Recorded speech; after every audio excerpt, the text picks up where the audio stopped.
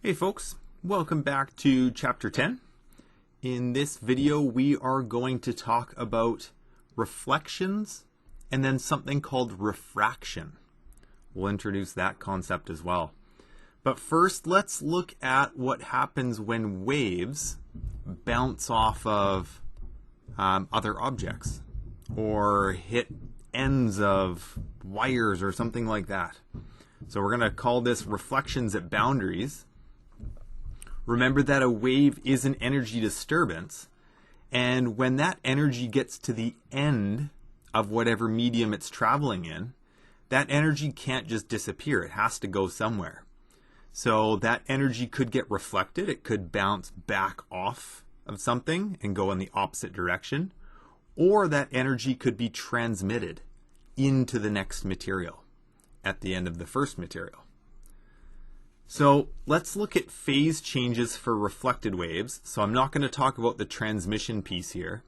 What if we grab like a slinky or a guitar or something like that and we send a wave pulse traveling down a spring or a string, something like that, or a big slinky. So the first example is a fixed end. So this would be like in your guitar or your piano, where you've got a guitar string or a piano string, it's attached at both ends. What if we send a wave pulse down that string towards the right and the string is fixed somehow or attached at one end? It turns out that when the wave reflects, that energy is going to bounce back. The reflected wave inverts. So the reflected wave is going to bounce back on the opposite side. And it looks like this. Boom, there it goes. So you can see a crest, in this case, is hitting the left-hand side, and it inverts, it reflects back as a trough. So that's reflection from a fixed end. Now, what if it's not, the string is not attached to something? So what if that end is free? That's what that little blue dot represents, just that it's not attached to anything. Well, it turns out the reflected wave actually comes back on the same side. So the energy is traveling down as a crest, it bounces back as a crest. If we drew it as a trough, then it would bounce back as a trough. So let's try with the animation. I think I've got one of those in here too. Yeah, there you go. There's your reflection from a free end. So you can see how that energy just bounces back right on the same side. What if we take different density strings or springs and we attach them to each other? So in this case, you can see we've got what we'll call light to heavy. So a less dense string attached to a denser string. Now there's actually sort of two parts to this when we're going from one material into another. There is some transmission of energy. So the transmitted wave, some of the energy moves into that heavier, more dense material. The transmitted wave is always on the same side. And if you think about this a little bit, some of the energy is going to actually bounce back as well. There is some reflection. And you can probably make this prediction. If you hit something heavy, do you think that's like hitting a fixed end or a free end? And I hope you are thinking, hey, that must be like hitting a fixed end. You're hitting something heavy. And it turns out you're exactly right. There is some reflection of the energy too, and that wave would go on the opposite side. So the transmitted wave stays on the same side, but because you've run into something heavy, the reflected wave, it inverts. Just like hitting a fixed end, opposite side, it's coming back. What if we take that scenario and we reverse it? What if we go heavy to light? So there's still going to be some transmission of energy. Transmitted waves, always on the same side. So that's easy. Now, any guesses for the reflected wave? So there is going to be some energy that reflects back, but you're hitting something lighter, something less dense. So that's kind of like hitting a free end. And it turns out that the reflection is also on the same side. So in this case, when you're trying to figure out whether the thing inverts or not, know that the transmitted wave is always going to be on the same side. And then when you hit something heavy, that's like hitting a fixed end. And when you hit something light, that's like hitting a free end. And I think I've actually got this in the animation file as well. Here, I'll watch this one more time. So this is a light to heavy. So transmitted wave on the same side, but you've hit something heavy. It's kind of like hitting a fixed end, so you can see that the reflection inverts. You'll also notice that the transmitted wave, because it's in the heavier object, it slows it down a little bit. We talked about how the denser a string, the slower things go. And here's the opposite scenario. Here's heavy to light. So you get into something less dense, the wave is transmitted on the same side. The amplitude actually grows and it goes faster. And then the reflection is back on the same side as well, over here, because it's kind of like hitting a free end. So that's looking at reflections in like springs or strings and things that might be fixed or not or attached to other springs or strings. What about light? That's actually where we're going to sort of switch gears. We're going to move into some reflections of light and refraction of light over the next couple videos, or the rest of this video and the next one. So what about angles for reflections? And I should actually add that in. We're now talking about light. So what we're going to look at here is an incident ray. We're going to shine a light ray at just a nice reflective flat mirror. That incoming ray we call the incident ray. And you know that what mirrors do is they simply reflect light. So there's going to be a reflected ray as well. It's going to bounce back. And I bet you could probably make a prediction. What do you think might be true about the angle of the incident ray compared to the angle of the reflected ray? Well, it turns out the angles are exactly the same. But where we measure the angles from is a little bit weird.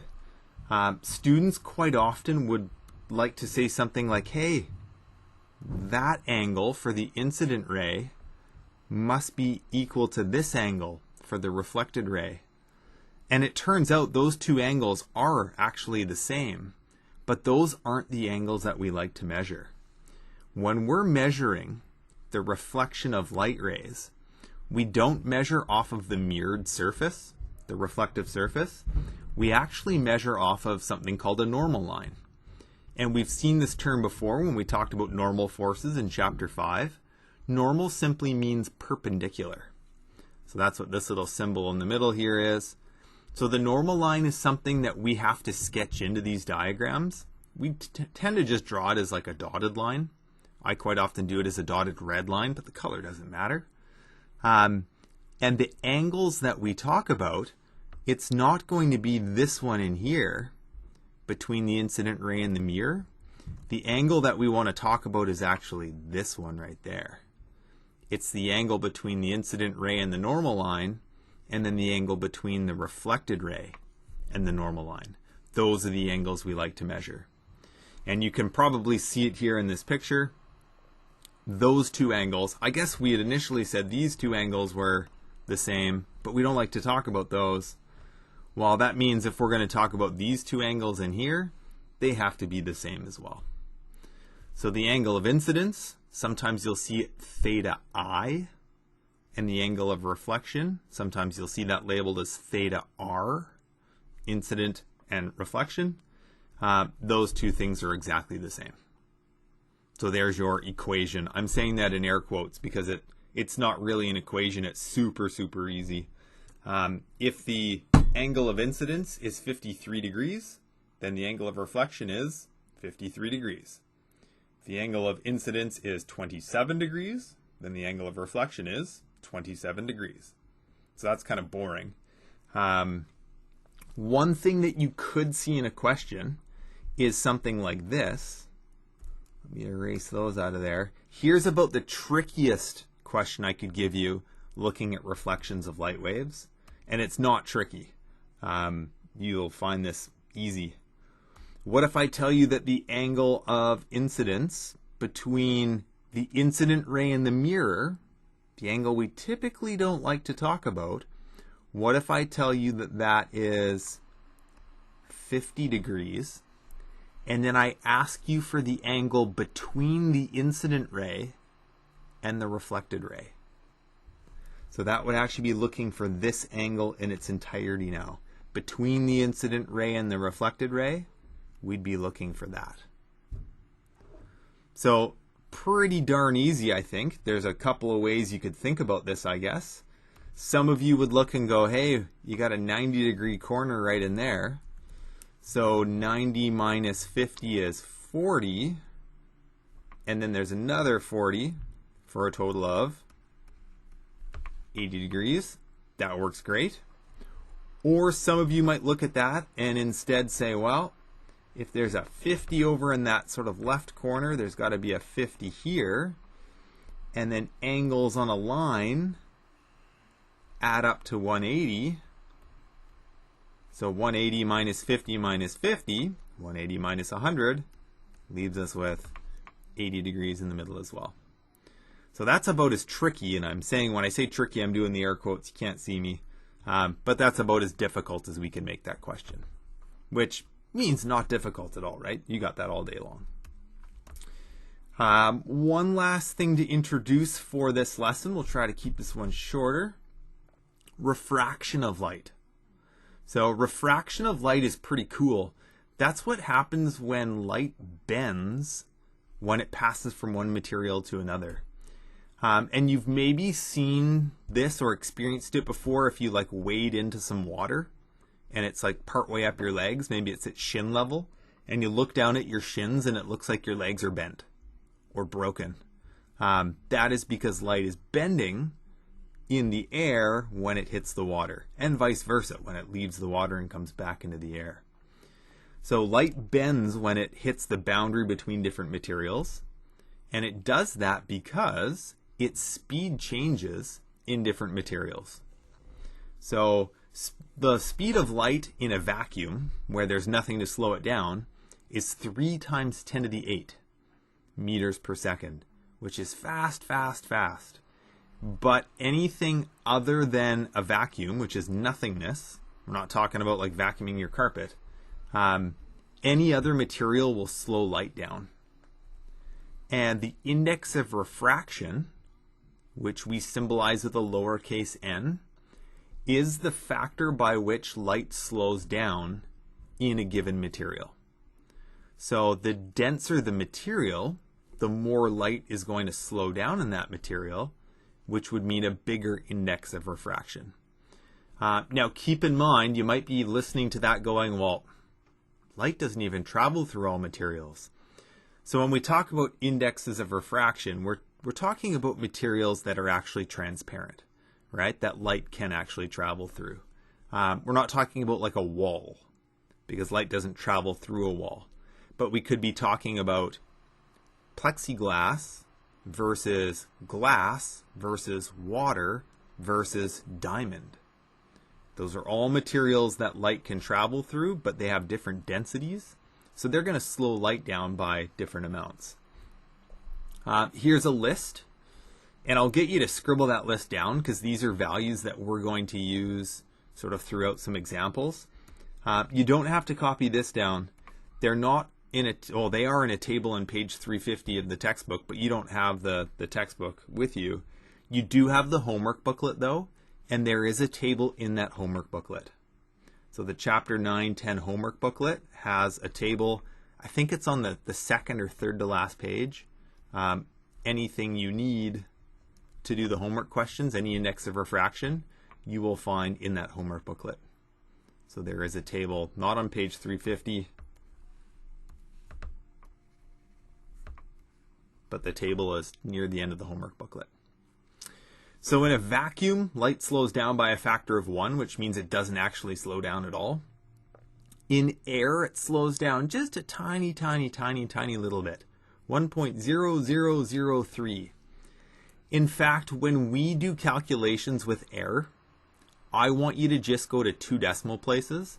So I know that technically light does slow down in air, but we're going to call it just 1.00 when we're working with that. We're going to say that, you know what, it's full speed.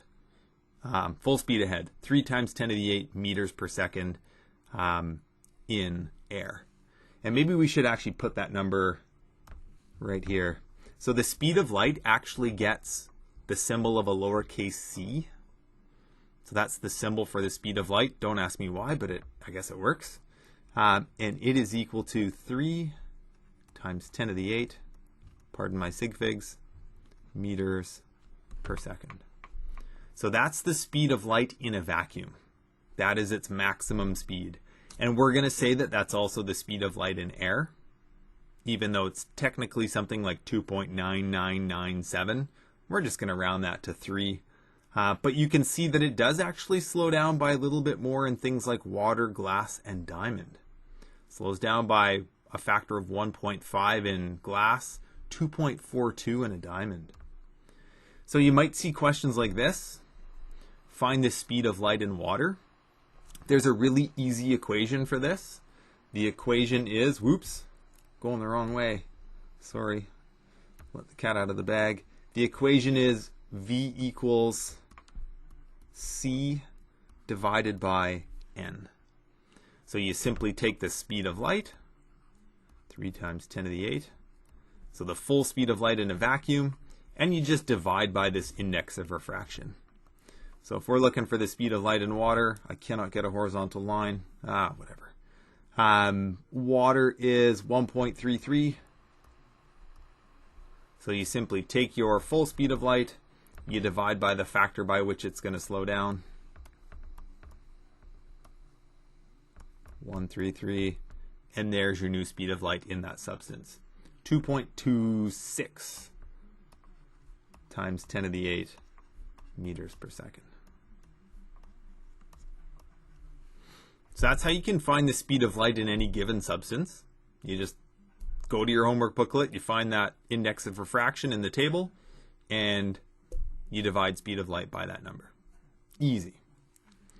So the last thing to look at then is just how this sort of bending works at a boundary. So this is kind of cool. This is showing you refraction, which is that bending of light. So you can see here light's traveling through air, then it hits this piece of glass or plexiglass, I don't know what it is, and it bends because it slows down, and then it bends again because there's another boundary right here. And here we've got a post stuck in the lake. You can see there's some refraction where it looks like right at the boundary there between air and water, looks like it's bent. There's also a little bit of reflection happening. And quite often refraction, this bending of light, will also have a little bit of reflection as well. You know that when you look at nice still water, you can see your reflection, but you've also got the bending when you look at the thing that's actually in the water. So I have a little analogy for you here to sort of explain how light bends at a boundary. So this you don't have to copy down. Don't worry about it. Just sit back and listen. So here we're going to have you driving down the road in your car, bird's eye view, and you receive a cell phone call. And you don't have your hands free set up, so you're going to do the responsible thing. You are going to pull off to the side of the road so that you can answer the phone. So in your car, you're going to pull off to the side of the road. Now let's imagine that you've had a little bit of, or we've had a little bit of rain. So you're on this nice fast pavement, but then the shoulder's kind of muddy, right? It's a slower material than the pavement is. So as you sort of drive your car and pull into this slow sort of muddy shoulder, the right-hand side of your car is going to hit that mud first, but the left-hand wheels or tires aren't going to be in the mud yet. And I would ask, what do you think happens to the car then? If the wheels on the right-hand side hit the mud and slow down, but the wheels on the left are still on the pavement going fast, what's going to happen is it's actually going to like bend your car. It's going to twist your car and it's going to suck it into the mud. It's going to suck it into the slower material. And it turns out that this is true of something like a car. it actually pulls you into the slow material. The same thing may have happened to you. It's happened to me. If you're driving in the wintertime and they've plowed the roads and there's a big, let's say there's a big snowbank in here. If you end up dragging the right-hand side of your car into the snowbank, it slows down, but the left-hand side of your car doesn't. It's still on the fast road, and it'll actually bend you and suck you right into the snowbank, and then you get stuck. And it can happen in an instant. It's kind of crazy. It turns out that light waves do exactly the same thing. If a light wave is traveling towards a boundary, going from something fast to something slow, then it turns out the right-hand side of the wave of light will hit the slower material first. The left-hand side hasn't hit that slow material, so it just keeps going at regular speed, and it actually sucks the light into the slow material, just like the car got sucked into the slow material. So when anything hits something slow, and it had been in something fast, it's going to bend in towards it. So in terms of refraction, we can look at this little example here. We've got light traveling in water. You don't necessarily have to draw these bricks, don't worry about it. Maybe just the boundary line and this blue line here. We've got light traveling from water into, let's go glass. So we're going to go from something fast into something slow. Or faster and slower, maybe is what I should say. So here we're hitting a boundary and we're going to go into something that's slower than the water. Remember, the bigger the index of refraction, the slower the material is. So let's take those away. What we like to draw in, remember, is this normal line. So maybe I should go back to this picture and sort of walk you through what it would look like. I would take those out. I would draw in a normal line, and then we want to think about what's happening in terms of how that light's going to bend. So there's my normal, my perpendicular line, and we would say, hey, this light is getting sucked into something slower, and that means it's going to bend towards the normal line. Remember, the mud sucked the car in. Well, here the glass is going to suck this light in. And so maybe we end up with a refracted ray that looks like that. So we've got this angle of incidence, always measured between the normal line and the ray of light. And now we've got theta r. R maybe doesn't stand for reflection this time. Let's call it refraction. Because here the light's not reflecting, it's actually just bending, which is called refracting. Now we know that theta r is going to be smaller than theta I because it bends towards the normal line. It gets sucked into materials that are slow. But what we want to do is we actually want to figure out, like, how do those angles relate to each other? And it turns out that there is a cool mathematical relationship between them. I'm just going to scroll down. There's the normal line. There's the angle of refraction.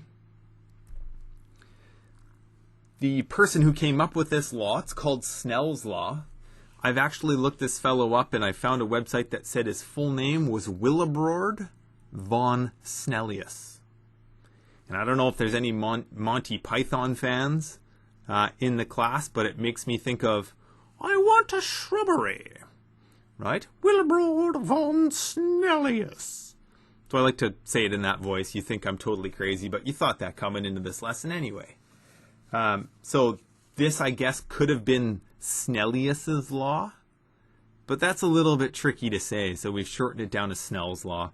Quite often people snicker when they see that name because it's like smells or something, but it's a lot better than Willebrord von Snellius's law.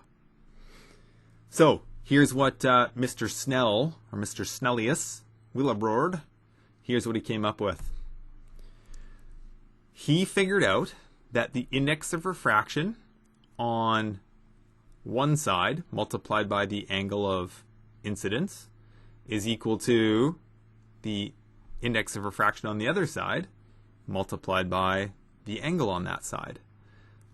So what I like to do with Snell's law, I know that we talk about incidence and we talked about refraction, But in Snell's law, I like to think about just like left and right hand sides of a diagram.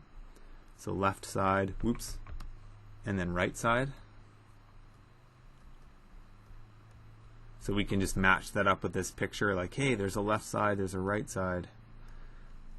And it says take the index of refraction on your left side, multiply by your angle, and that will always be equal to, on the right-hand side, your index of refraction multiplied by the angle. Pretty slick calculation. Let's try this out. Let's set that angle of incidence, theta I. Let's make that 40 degrees and see if we can't figure out then what theta R is equal to. So let's find that. What's the angle of refraction? So according to Snell's law, I think you'll like this. It's pretty darn easy. The left-hand side, index of refraction is 1.33. The angle on that left-hand side, we take the sine of it, so the sine of 40. And that's going to be equal to the index of refraction on the right-hand side multiplied by the angle on that side, which is unknown. We'll just call it theta. Now you do have to make sure that your calculator is in degree mode. So humor me and try this out, because otherwise you're going to go to do the homework and just be frustrated. Mathematically, if we're going to solve for theta, we simply are going to divide both sides by 1.50. That's going to cancel. Throw this in our calculator. 1.33 times sine 40 divided by 1.5. You're going to get a decimal. Remember, that's okay. We're trying to solve for an angle, so we do have to take the second function or inverse sine of that decimal. And there you go, 34.7 degrees. 34.7 degrees. There's your angle of refraction. You can call it theta R if you want. We did know that it had to be smaller, right? We know that when things go into slower materials, when light goes into slower materials, it bends towards that normal line. So you can always do that little mental check. That's a good thing. A good sign. Get it? Sign. Anyway. A good sign that we've got this calculation done properly. Now, I will stop the lesson there because this is probably getting kind of long. Next day, we'll look at a couple of other examples, and we'll actually flip this scenario around where we go from something slow into something fast. And you probably have a prediction growing in your brain, and that prediction, I think, might be that instead of bending towards the normal line, you bend away from the normal line, and it turns out that's exactly right. There are a couple special little cases that we'll look at that go with that. But for now, try the homework from box number 2. So do the box number 2 practice.